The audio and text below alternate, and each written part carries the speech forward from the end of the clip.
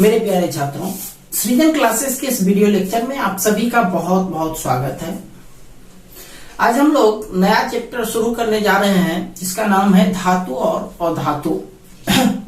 तो जैसा कि आप जानते हैं कि अभी तक कुल 118 तत्वों की खोज की जा चुकी है, जिसमें से 91 तत्व धातु हैं, 20 तत्व अधातु और 7 तत्व उपधातु हैं। तो इन्हीं सब तत्वों में से हम लोग धातु और अधातु का अध्ययन करेंगे इस चैप्टर में। तो धातु का जो डेफिनेशन होता है वह उनके भौतिक और रासायनिक गुणों के आधार पर तय किया जाता है। तो सबसे पहले हम लोग धातु का बात करते हैं। तो धातु का जो भौतिक गुण होता है वो निम्नलिखित है, जिसमें से हम यहाँ पर लिखे हुए हैं, सबको एक एक करके डील करते हैं। सबसे पहला है भौतिक अवस्था। भौतिक अवस्था का मतलब हुआ कि वह वर्तमान में जिस अवस्था में, अवस्था 3 प्रकार का ठोस, द्रव या गैस होता है, तो उसमें से जिस रूप में वह प्रेजेंट है वो उसका भौतिक अवस्था हो गया। तो धातुएं जो है वो प्राय करके कठोर होती है, यानी वह जो है मुख्य रूप से ठोस अवस्था में पाया जाता है। हालांकि इसका अपवाद भी है, पारा जो एक धातु है लेकिन वह फिर भी कमरे के तापमान पर वह द्रव अवस्था में पाया जाता है। तो अपवाद के तौर पर इसको याद रखिएगा, पारा को।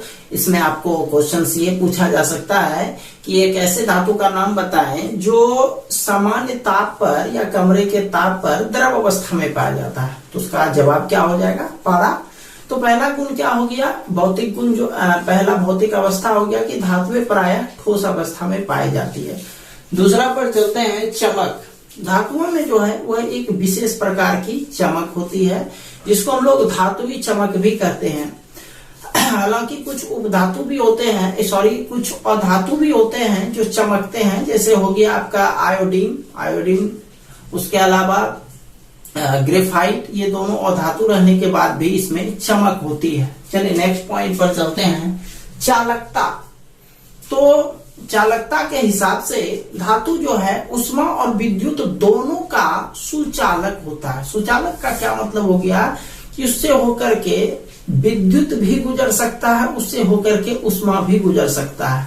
यानी यदि कोई भी वस्तु उष्मा और विद्युत का चालक है तो उससे विद्युत भी चालन कर सकता है, यानी करंट देने पर करंट उससे प्रवाहित होगा। साथ ही साथ उसको गर्म करने पर गर्मी जो है या फिर उष्मा वह एक छोर से दूसरे छोर तक पहुंचेगा। तो धातु जो है उष्मा और विद्युत का दोनों का क्या होता है? सुचालक होता है, अच्छा चालक होता है। तो सबसे जो अच्छा चालक होता है वो चांदी को माना गया है। चांदी उष्मा और विद्युत का सर्वश्रेष्ठ चालक है, ये याद रखिएगा। नेक्स्ट पॉइंट है ध्वनि।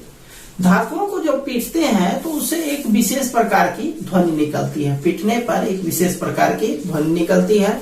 इसे हम लोग धात्विक ध्वनि या धातुवी ध्वनि भी कहते हैं। ठीक है, चलिए नेक्स्ट पॉइंट पर चलते हैं, अघात वर्धनेता। अघात वर्धनेता। अघात वर्ध क्या होता है? घात मतलब क्या हुआ? घात मतलब होता है प्रहार करना। घात का क्या मतलब? प्रहार करना, यानी पीटना। तो इसमें क्या होता है कि यदि हम धातु को पीटते हैं तो वह पतला चादर के रूप में हो जाता है, यानी एक चादर के रूप में हो जाता है, पतला चादर के रूप में। इसी को हम लोग अघात वर्ध कहते हैं। तो मुख्य रूप से जो है वह सोना और चांदी वह सर्वाधिक अघात वर्ध होते हैं, यानी उसको पीटने पर ज्यादा चौड़ा वही होता है, सोना और चांदी। नेक्स्ट चलते हैं तन्यता। तन्यता नाम से ही पता चलता है तानना, यानी खींचना। यानी धातु को जो है वह लंबे तार के रूप में खींचा जा सकता है। इसी गुण को हम लोग क्या कहते हैं? तन्यता। अब यदि आप कागज को 3 तानने का प्रयास कीजिएगा तो क्या हो जाएगा? फट जाएगा बीच से। तो तन्यता का मतलब हुआ उसको खींच करके लंबे तार के रूप में ढाला जा सके। तो इसी में सोना और चांदी भी सर्वाधिक तन्य धातुओं में से एक होते हैं, जिसमें से सोने का देखिए पोजीशन क्या है कि 1 ग्राम सोना से लगभग 2 किलोमीटर लंबा तार खींचा जा सकता है। सोचिए कितना तन्य होगा, मात्र उसका 1 ग्राम मात्रा में आप 2 किलोमीटर लंबा तार खींच सकते हैं। सोच लीजिए कितना उसका तन्यता गुण है, जबकि 100 मिलीग्राम चांदी से लगभग 200 मीटर लंबा तार खींचा जा सकता है। 100 mg यानी मिलीग्राम चांदी से 200 मीटर का लंबा तार खींचा जा सकता है। इससे यह क्लियर होता है कि सोना और चांदी वह सर्वाधिक तन्य धातुओं में से एक है। नेक्स्ट है कठोरता। सभी धातुएं प्रायः कठोर होती है, लेकिन सबका जो कठोरता है वह अलग अलग होता है। उसमें से सोडियम और पोटेशियम थोड़ा कम कठोर होता है, इसीलिए इसको मुलायम धातु के श्रेणी में रखा गया है कि सोडियम और पोटेशियम जो है वह मुलायम धातु होते हैं, जिससे चाकू से काटा जा सकता है। अब सोच लो कितना मुलायम होगा कि धातु को जो है चाकू से भी काट सकते हैं।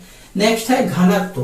तो सभी धातुओं का जो घनत्व होता है, घनत्व उच्च होता है। घनत्व का क्या मतलब हुआ? घना, उसकी मात्रा ज्यादा होना। जैसे हवा चल रहा है, हाथ आराम से हिला देते हो तो ये कम घना है। पानी में हाथ हिलाओगे तो थोड़ा कष्ट होगा, उससे ज्यादा घना है। अब ठोस में हाथ हिलाओगे तो मुश्किलें है भाई काटना, क्योंकि वह बहुत ज्यादा घना है। तो उसी तरह से जितने भी धातुएं होते हैं सभी का घनत्व क्या होता है? ज्यादा होता है। तो कुछ धातुओं जैसे सोडियम, पोटेशियम, मैग्नीशियम और एल्युमिनियम, इन सब का घनत्व जो है वह निम्न होता है। इन्हें हल्की धातुएं कहते हैं। क्या होता है? ये निम्न होता है। इन धातुओं को क्या कहते हैं? हल्की धातुएं कहते हैं। चलिए इसका स्क्रीनशॉट ले लीजिए एक अच्छे से। चलिए इसको मिटा रहे हैं।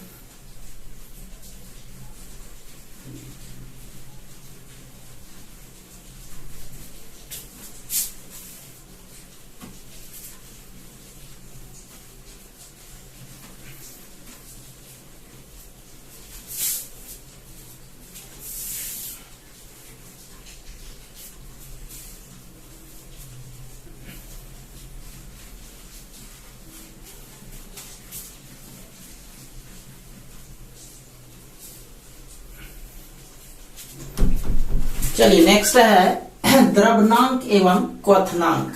द्रव्यनांक एवं क्वथनांक।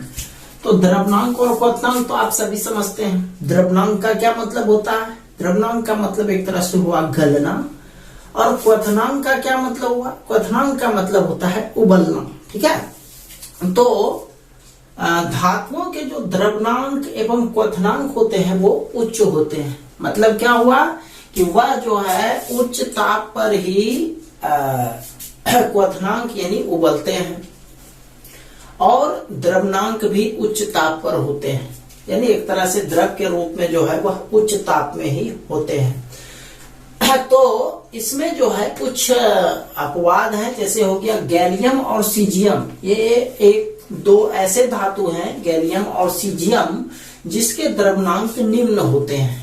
द्रव्यनांक निम्न होते हैं मतलब ये कम ताप पर ही यह गलने लगते हैं। दूसरा क्या है? सोडियम और पोटेशियम। सोडियम और पोटेशियम के क्वथनांक जो होते हैं वो क्या होते हैं? निम्न होते हैं। नेक्स्ट है विद्युत धनात्मक गुण। विद्युत धनात्मक गुण, देखिए धातुओं में जो है, धातुओं में इलेक्ट्रॉन को त्याग करने की प्रवृत्ति होती है, और जो इलेक्ट्रॉन को त्याग करते हैं वह जो है वह विद्युत धनात्मक होते हैं। ठीक है, तो धातुओं में इलेक्ट्रॉन त्याग करने की प्रवृत्ति होती है, इसीलिए यह विद्युत धनात्मक होते हैं। अगला है रासायनिक गुण। अभी तक हम लोग ये 10 पॉइंट जो पढ़ रहे थे वह भौतिक गुण के बारे में पढ़ रहे थे। अब कुछ महत्वपूर्ण रासायनिक गुण, इसमें सबसे पहला रासायनिक गुण है ऑक्सीजन से संयोग। ऑक्सीजन से संयोग, नाम से ही पता चलता है ऑक्सीजन, और जब ऑक्सीजन से संयोग करेगा तो क्या बनेगा? ऑक्साइड बनाएगा। तो धातुएं जो है ऑक्सीजन से संयोग करके धात्विक ऑक्साइड बनाती है।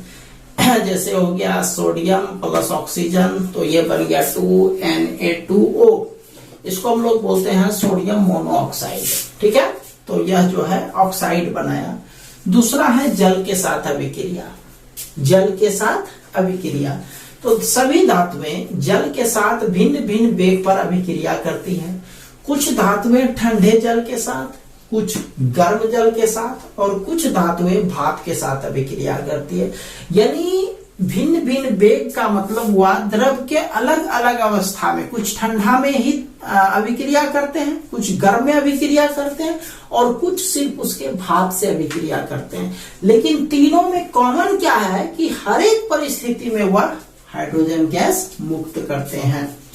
नेक्स्ट है अम्ल के साथ अभिक्रिया। तो धातुएं प्रायः अम्ल से अभिक्रिया करके हाइड्रोजन गैस मुक्त करती है। आपने पिछला चैप्टर अम्ल में पढ़ा था कि अम्ल में हाइड्रोजन जरूर मौजूद होती है, तो धातु करती क्या है, यह हाइड्रोजन गैस को मुक्त कर देती है। लेकिन हर एक धातु हाइड्रोजन गैस को मुक्त नहीं कर पाती है।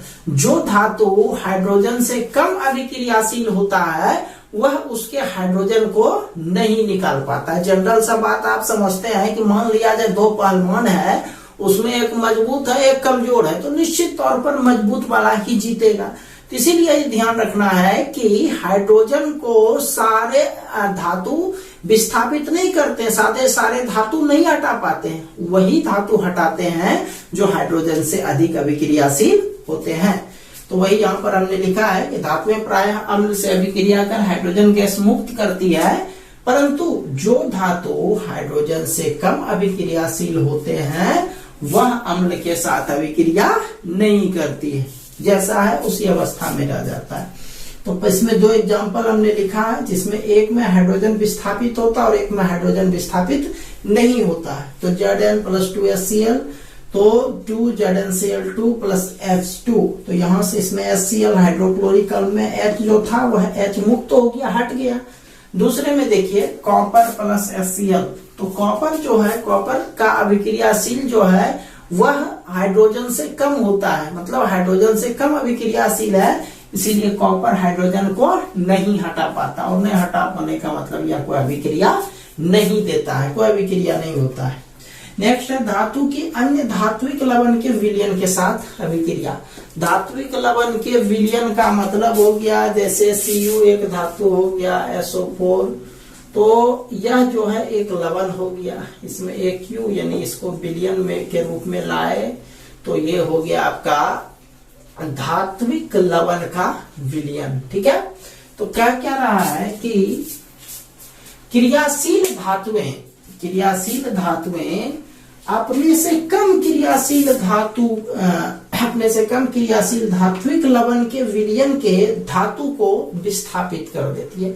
वही ऊपरे वाला स्थिति यहाँ भी है, मतलब ज्यादा जो मजबूत है वह रहेगा और जो कमजोर है उसको बाहर निकलना पड़ेगा। मतलब कि इसमें भी विस्थापन का जो अभिक्रिया होता है वह अभिक्रियाशील श्रेणी के अनुसार होता है।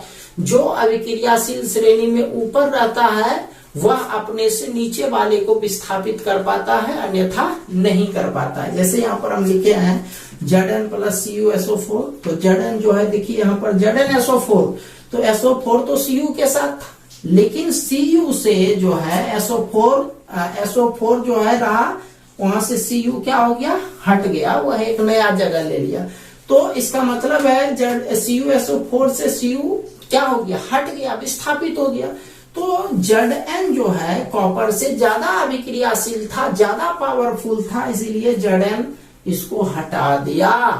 लेकिन यदि उल्टा रहता, उल्टा रहने का क्या मतलब, यहाँ पर हम साइड में समझाने के लिए लिख रहे हैं केवल, यदि ऐसा रहता CO प्लस ZnSO4, यदि ऐसा रहता तो कॉपर जो है, कॉपर जिंक के तुलना में कम अभिक्रियाशील है, इसीलिए इसमें कोई रिएक्शन होता ही नहीं, ये रिएक्शन नहीं होता, नहीं विस्थापित कर पाता। ठीक है, तो आखिर हम लोग कैसे जानेंगे कि कौन सा धातु या कौन सा तत्व जो है दूसरे को विस्थापित करता है, कौन नहीं करता है? तो उसके लिए एक अभिक्रियाशील श्रेणी होता है जिसको हम आगे पढ़ाएंगे, जिसमें आपको क्रम याद रखना है। जो अभिक्रियाशील क्रम के ऊपर होगा वह ज्यादा अभिक्रियाशील रहेगा, और जिसका क्रम जैसे जैसे नीचे आते जाएगा वह कम अभिक्रियाशील होते जाएगा। ठीक है, तो इसका एक स्क्रीनशॉट ले लीजिए। चलिए, तो आज हमने धातु चैप्टर का शुरुआत किया, धातु और अधातु चैप्टर का। जिसके अंतर्गत हमने आपको धातु के भौतिक और रासायनिक गुणों के बारे में बताया। ठीक है, तो कल हम लोग और धातु के भौतिक और रासायनिक गुणों के बारे में पढ़ेंगे। आज के लिए इतना ही, तब तक के लिए आप सभी का बहुत बहुत धन्यवाद।